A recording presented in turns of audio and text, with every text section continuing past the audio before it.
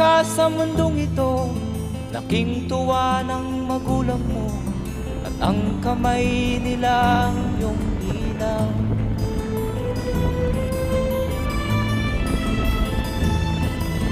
At ang nanay at tatay mo'y di malaman ang gagawin, namasdan pati pagtulog mo.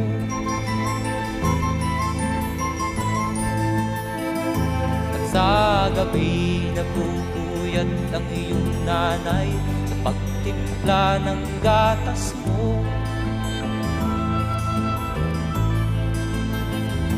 At sa umaga na may kalong ka ng iyong amang tuwang-tuwa sa'yo.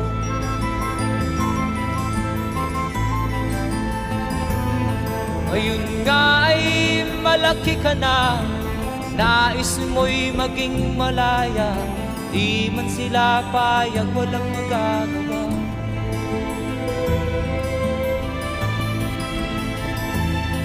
Ikaw nga ay biglang nagbago, naging matigas ang iyong ulo, at ang payo nila'y sinuway mo.